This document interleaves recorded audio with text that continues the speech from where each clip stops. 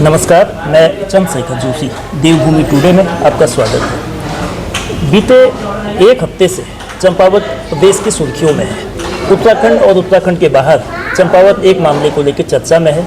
वो ये सकारात्मक बिंदु नहीं है बल्कि एक निगेटिव सेंस में, और मामला है दुष्कर्म का आरोप, जो बाद में जो पुलिस की जांच थी उसमें वो आरोप फेंक रहा, ऐसा पुलिस का दावा है। सच क्या है, सच को जानने के लिए उत्तराखंड महिला मंच, जो महिलाओं के अधिकार को लेकर, महिलाओं की सुरक्षा को लेकर, महिला सशक्तिकरण सहित तमाम मसलों पर काम करते रहा है, और बड़ी मुखरता से 3 साल 2022 में जो अंकिता भंडारी प्रकरण हुआ, अंकिता भंडारी की दुष्कर्म के बाद हत्या हुई, उस मामले को मुखरता से महिला मंच ने उठाया। आज देहरादून से वो टीम आई है और उन्होंने क्या अब तक इस मामले को लेकर पड़ताल की है, क्या फैक्ट फाइंड किए हैं और उनकी जो दिशा है वो कहाँ जाती है, इस मामले को लेकर सवाल बेशक बहुत से हैं। उन सवालों के क्या जवाब मिले हैं, सीधे महिला मंच की पदाधिकारियों से जानते हैं। सबसे पहले कमला पंत जी, जो महिला मंच की प्रमुख नेता हैं। जी कमला जी, आप लोग देहरादून से इस प्रकरण को लेके आए हैं, जो चंपावत जिले के सल्ली एक छोटा सा गांव है, यहाँ से करीब 20 किलोमीटर दूर है। 5 और 6 मई की रात की ये घटना है। शुरुआत में इसको कहा गया था एक सामूहिक दुष्कर्म, गैंगरेप की बात आई और 3 लोगों का उसमें एक्यूज्ड के रूप में नाम भी सामने आया। पहली FIR भी होती है और 7 तारीख के करीब शाम 6-7 बजे के दरमियान में मामले का खुलासा होता है कि गैंगरेप नहीं हुआ था और गैंगरेप फर्जी था। तो जो लोग पहले पीड़िता के साथ थे या पीड़िता के हिमायती के रूप में सामने आए थे, वो लोग अब एक्यूज्ड हैं। तो इस पूरे मामले को अभी तक, कल से आज तक आपने जो देखा है, आपकी टीम ने जो देखा है, कैसे आपने पाया है? देखिए, क्योंकि इस समय हम एक जन संगठन के साथ साथ एक ऐसी टीम है जो इसमें साक्ष्य को ढूंढने की कोशिश कर रहे हैं, और इस वास्तव में इस तरह का एक केस हमारे सामने, मुझे लगता है ऐसा केस है जिसमें अगर हम चंपावत की बात करें या देश के स्तर पे करें या हम उत्तराखंड स्तर पे करें, आप देखेंगे हमेशा अगर नाबालिग के साथ या किसी महिला के साथ भी रेप होता है तो हमने हमेशा देखा कि एक ही रिपोर्ट दर्ज होती है, और जितने भी साक्ष्य या जितनी भी चीज़ें आती हैं वो उसी रिपोर्ट के अंदर ही जो FIR लिखी जाती है, उसी FIR में वो चीज़ें ऐड कर दी जाती हैं, मगर FIR हमेशा एक होती है। लेकिन इसमें जो आप जैसा कह रहे हैं, और मैं भी ऐसा देख रही हूँ कि इसमें 2 FIR हो चुकी हैं इस केस में, और केस एक ही, तो कहीं ना कहीं गंभीरता तो इसमें नज़र आ रही है। और इसलिए जब हम लोग एक फैक्ट फाइंडिंग टीम की तरह ही हम समझें अपने को, हम जब एक साक्ष्य को इकट्ठा कर रहे हैं इस समय, और हम आपके पास भी उन्हीं साक्ष्यों को ढूंढते हुए आ रहे हैं, तो अभी हम किसी निष्कर्ष पे पहुंच जाएं ऐसा संभव नहीं है। क्योंकि अगर हम किसी निष्कर्ष को यहाँ पे घोषित करते हैं तो वो केस को बहुत ज़्यादा प्रभावित करेगा, ऐसा मेरा मानना है। क्योंकि अभी हम लोगों ने बहुत कुछ लोगों से बातें की हैं और 2 तरह के तथ्य हमारे सामने आ रहे हैं।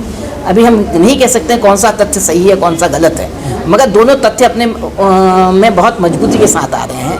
तो इस समय हम कोई भी ऐसी बात नहीं कह पाएंगे अभी आपके सामने या मीडिया के सामने, और हम जब तक पूरे इन तथ्यों के साथ एक पूरा विश्लेषण हम नहीं करते हैं पूरी टीम, क्योंकि हमारी टीम भी जो है वो अलग अलग ग्रुपों के साथ बात कर रही है। ऐसा नहीं कि हम 7 के 7 या 8 के 8 लोग एक ही साथ कहीं जा रहे हैं, हम लोग टीम के रूप में जा रहे हैं। 2-2 4-4 की टीम अलग अलग लोगों से चर्चा कर रही है। तो अभी हम लोगों को टीमों को भी एक साथ मिलकर पूरी चर्चा करनी है, और फिर एक विश्लेषण के साथ एक तथ्य जो क्योंकि ये बात जो है समाज में जा रही है, समाज में वो स्थिति न जाए जो पहले भी केस बहुत उलझा हुआ है और समाज भी 2 धाराओं में सोच रहा है। तो हम नहीं चाहते कि नई तीसरी धारा पैदा हो। तो हम चाहेंगे कि जब भी हमारा जो भी वक्तव्य आए सोशल मीडिया में या मीडिया के अंदर, तो वो एक बहुत पावरफुल होना चाहिए और समाज को एक वास्तविक दिशा देने वाला होना चाहिए, ये मैं कहना चाहूँगा। मल्लिका जी, आप जैसे 7-8 लोगों की टीम है, तो अभी तक किन किन लोगों से आप लोगों का संवाद हो गया है? उसमें पुलिस है, उसमें प्रशासन के लोग हैं, उसमें अधिवक्ता हैं, उसमें जो लोग पीड़िता हैं उनके परिवार के लोग हैं, और क्या आप लोग गांव भी गए थे जिस गांव में ये घटनाक्रम हुआ? जी, अभी हमारा जो 2 दिन का ये यात्रा रही है और फैक्ट फाइंडिंग टीम का जो प्रयास रहा है, वो मुख्य रूप से पहले जो अधिकारी है, जो प्रशासन है, सबसे पहले हमने उनसे बातचीत की। हमने डीएम से बातचीत की है, एसपी से बात की है। बहुत ही बढ़िया तरीके से उन्होंने हमें रिसीव किया और जानकारी दी जो उनको लगता है सही है, और वो जानकारी हमने नोट कर ली है। जहाँ जहाँ हमें डाउट लगा, जहाँ जहाँ सोशल मीडिया में हो या मीडिया में हो जो सवाल उठ रहे हैं, वो भी हमने उनके सामने रखे। हमने इसके साथ साथ जो आपके प्रोसिक्यूशन ऑफिसर है उनसे मिले हैं, CWC से मिले हैं। हमारी कुछ चिंताएं हैं। चिंता एक तो ये है कि जैसे हमने कहा कि इतने FIRs क्यों, पहला एक FIR, उस पर जो कार्रवाई हुई उसका निष्कर्ष क्या निकला, अचानक दूसरा FIR क्यों, कहानी बदल क्यों गई। नंबर 2 हमारा ये सवाल है कि जो बयान आ रहे हैं, लड़की के बयान, बच्ची के बयान सार्वजनिक क्यों किए जा रहे हैं, क्योंकि उसमें वो कह रही है मेरे पर कोई दबाव नहीं है। तो पहला बयान कहाँ है, ये दूसरा बयान है, क्लैरिटी नहीं है, स्पष्टता नहीं है। कुछ और भी सवाल हैं जो हमने जब जनता से बात की टाइमिंग को लेकर, कि जो पहले हिमायती थे वो अक्यूज़ हो गए, वो अचानक क्यों बदला। मेडिकल रिपोर्ट्स भी हैं, लड़की के बयान भी हैं, पर वो सार्वजनिक नहीं है, पब्लिक डोमेन में नहीं आए हैं, तो ये बदलाव क्यों हुआ।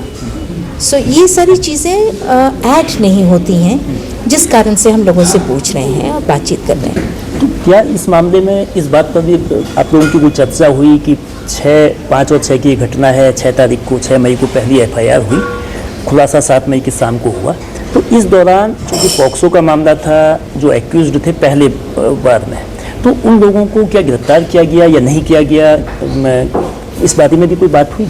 जी, सवाल तो हमने पूछे ही, जवाब भी मिले, पर हम उस पर अभी कोई कमेंट करने की स्थिति में नहीं हैं, क्योंकि सारे साक्ष्य जब तक हमको स्पष्ट ना हो हम कोई निष्कर्ष पर नहीं पहुंच सकते। पर हम ये ज़रूर कहेंगे कि अगर लड़की का सवाल है तो हम चाह रहे थे कि उसको हम अकेले, हम सब माँ हैं, नानियाँ हैं, दादियाँ हैं, उत्तराखंड की महिलाएं हैं, अगर हम उनसे अकेले, उस लड़की से अकेले उसका विश्वास जीत के बात कर सकते तो शायद हमें कुछ सुराग मिलते। वो संभव नहीं हो पाया। मतलब पीड़िता से आप लोगों की अभी बातचीत नहीं हो पाई है? अकेले में नहीं हो पाई है, तो मतलब उनके फादर की मौजूदगी में? जी, अभी इस पर और कमेंट नहीं करना चाहेंगे, पर हमें लगता है कि उससे शायद कुछ सुराग हमें प्राप्त होते। पर वो लड़की वैसे भी बहुत भयभीत है, तो ट्रॉमा से गुजर ही रही है, उस पर हम और प्रेशर नहीं डालना चाहते, वो भी एक बात है, क्योंकि फिर नाबालिग है, सेंसिटिव मामला है, तो हम उसको ज़्यादा उछालना भी नहीं चाहते। हम तो केस के बाकी के तथ्यों के बारे में हम बात कर रहे हैं। हमारे एक और कंसर्न ये है कि जो लोग, अब हमें पता है कि इसमें जो पार्टीज इन्वॉल्व है वो पॉलिटिकली भी कनेक्टेड है, पर वो तो होगा ही, कहीं ऐसा ना हो कि पावर प्ले में बच्ची रौंदी जाए, और वो हमें चिंता है। दूसरी चिंता ये है कि जो रिपोर्ट कर रहे हैं, मान लीजिए किसी ने क्राइम रिपोर्ट किया है, वो भी शक के घेरे में लाए जा रहे हैं।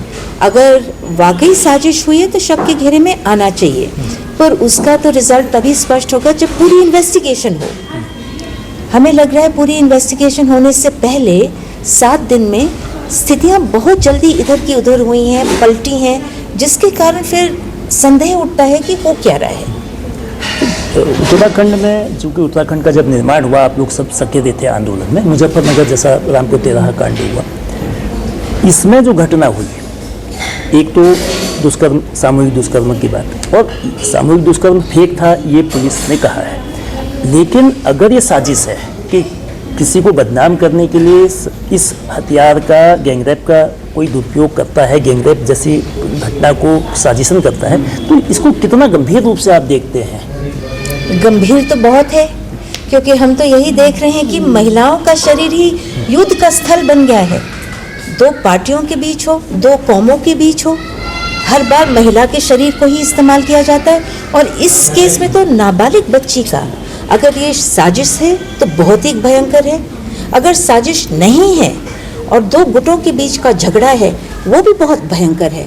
हम लोग कोई पक्ष लेने नहीं आए हैं, हमारा तो चिंता ये है कि हर बार सत्ता में बैठे हुए लोग या सत्ता के महत्वाकांक्षी लोग, उन दोनों के बीच महिलाओं की गत की जा रही है।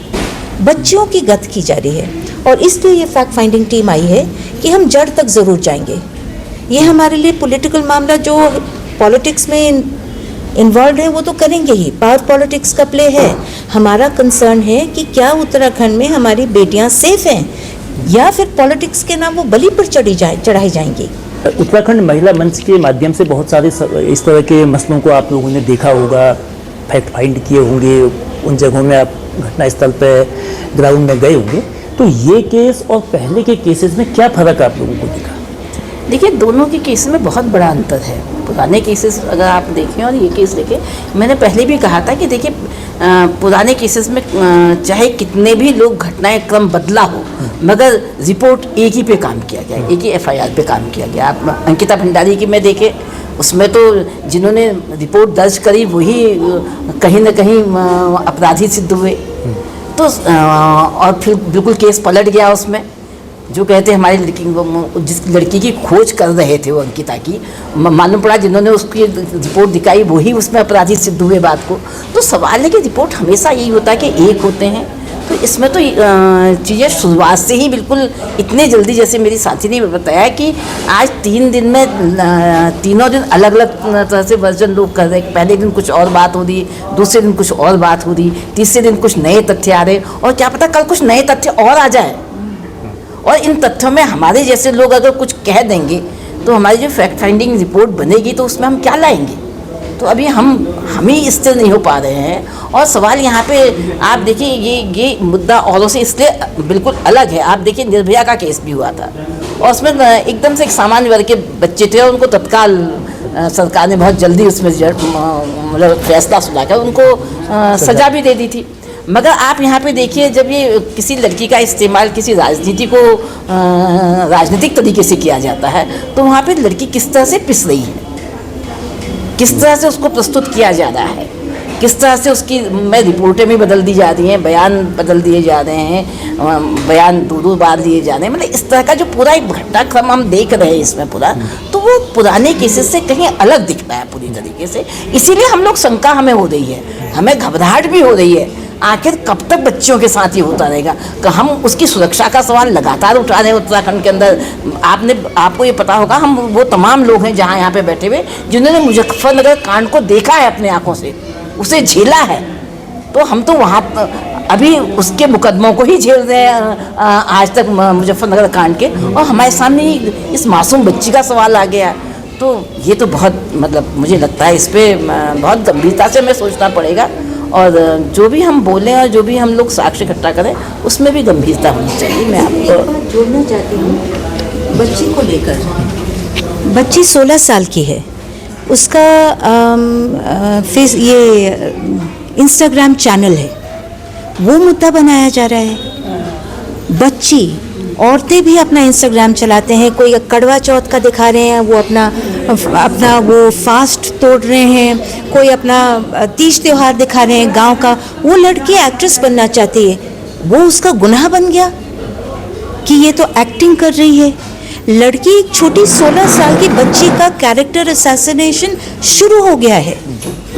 वो कह रही है कि उसके साथ कुछ हुआ है, चाहे वो साजिश के तहत हुआ हो, चाहे वो वाकई एक हिंसक घटना हुई हो, पर मुद्दा वहाँ से हटकर लड़की के कैरेक्टर पर आ गया है और उसका इंस्टाग्राम रील है। हर बार लड़कियों को और महिलाओं को दोषी ठहराया जा रहा है। चंपावत में भी वही देख रहे हैं और लोग कह रहे हैं लड़की ही ऐसी थी, इन्होंने इस्तेमाल किया या इसने झूठ बोला। मुद्दा हट ही गया है मेन से कि ये तो एक क्राइम सीन है। अच्छा, इसमें जो आप लोगों की उत्तराखंड महिला मंच की जो फैक्ट फाइंडिंग रिपोर्ट कब तक आएगी, ऐसा कुछ अनुमान लग पा रहा है? देखिए, हम एक और बात पर हम अपील करना चाहते हैं चंपावत की जनता से कि हम मानते हैं कि एक नैरेटिव, एक कहानी और कुछ तथ्यों के आधार पर रखी जा रही है। हमने कई लोगों से बात किया है जो कहते हैं कि वो इन तथ्यों से सहमत नहीं हैं कि मामला संगीन है और असल में जैसे दर्शाया जा रहा है वैसे नहीं है। हमें लगता है कि लोगों को और सामने आना चाहिए, बातचीत करनी चाहिए। हम भी उत्तराखंड के सामान्य जनता हैं जो सवाल पूछ रहे हैं। चंपावत के लोगों से अपील है कि वो भी अपनी आवाज़ बुलंद करें और बताएं कि उनको क्या लगता है क्या हुआ। तो क्या अभी पुलिस की जो जांच है उससे आप लोग संतुष्ट हैं, या जांच को अपडेट करके सीआईडी या फिर उसके बाद दूसरी एजेंसी से जांच कराने की कोई बात? देखिए, हम तो अपनी जांच को जारी रखेंगे, पर बहुत सारे लोगों का ये कहना है कि जो जांच हो रही है संदेह के घेरे में इसलिए आ रही है क्योंकि 3 FIRs हो गए हैं, आज तीसरी FIR होगी है। FIR जब होती है उसमें फर्दर इन्वेस्टिगेशन होता है, री इन्वेस्टिगेशन नहीं होता है। तो उस स्थिति में लोगों की मांग जो हम सुन रहे हैं, कई लोगों से बातचीत की, उनका कहना है कि ये CBI की इंक्वायरी होनी चाहिए और वो भी एक हाई कोर्ट के जज के निगरानी में, क्योंकि लोगों को ये लग रहा है कि शायद आज के दिन जो जांच चल रही है वो निष्पक्ष नहीं है। ये हमें आपके यहाँ से जो लोगों से बात की है ये आवाज़ सुनाई दे रही है। पहले के मुद्दे या ऐसे मुद्दे हुए होंगे, इस मुद्दे में क्या अंतर लग रहा? इसमें मेन लग रहा मतलब कहीं ना कहीं छुपे तौर पर, दबे तौर पर बोल नहीं रहे हैं। इसमें सत्ता की लड़ाई लग रही है, दोनों पार्टियों की लड़ाई लग रही है। तो उस बच्ची के साथ ऐसा ना हो कि इंसानियत के तौर पर उसकी न्याय की मांग हम कर रहे हैं। और एक और अपील हमारी यहाँ की जनता से है, इतना बड़ा केस यहाँ हो गया है, इससे पहले भी केस हुए हैं, तो ये तो जनता को भी ये चिंता होनी चाहिए कि हमें इकट्ठा होना है ऐसे केसों के लिए। भाई अगर सत्ता लड़ रही है, हम ही तो सत्ता बनाते हैं, हम ही तो सत्ता को लाते हैं, तो इसके अगेंस्ट तो हम ही बोलेंगे ना, विरोध में भी तो हमें बोलना चाहिए। तो जो चुप्पी है वो चुप्पी भी हमें यहाँ की खतरनाक लगी। जी, सन्नी का जो प्रकरण है चंपावत के बाहर और पूरे प्रदेश में इसकी गूंज रही, और इसमें क्या सच है वो अभी इन्वेस्टिगेशन का मसला है, लेकिन सच क्या वास्तव में सामने आएगा, जो जांच चल रही है वो जांच कैसी है, कितनी निष्पक्ष है, कितनी सही दिशा में है, लेकिन कई चीज़ों को लेकर सवाल भी उठ रहे हैं। और जो बात कही गई है उत्तराखंड महिला मंच की ओर से, इस मामले की जांच निष्पक्ष हो, और जांच न केवल निष्पक्ष हो बल्कि वो निष्पक्ष होते हुए दिखनी भी चाहिए, किसी भी तरह से गुनाहगार बचने ना पाए और निर्दोष फंसे नहीं।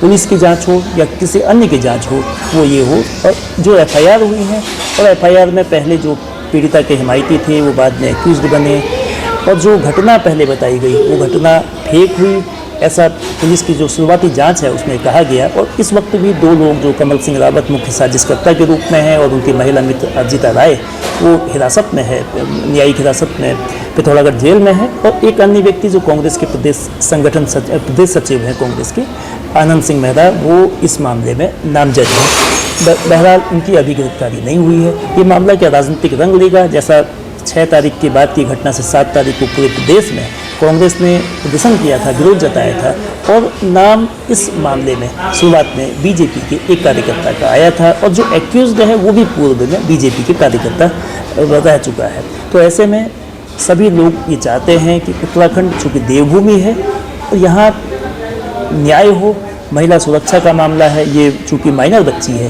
तो इस मामले में और ज़्यादा संजीदगी और ज़्यादा संवेदनशीलता की ज़रूरत है, न कि कलेक्टर असैसिनेशन का जो कई जगह ऐसी भी बातें आ रही है जिससे बचना चाहिए। बालिका जो पीड़ित है उसके साथ पूरे समाज को खड़ा होना चाहिए, कानून को खड़ा होना चाहिए, और न्याय की लड़ाई दिखनी और होनी दोनों चाहिए। बहुत धन्यवाद।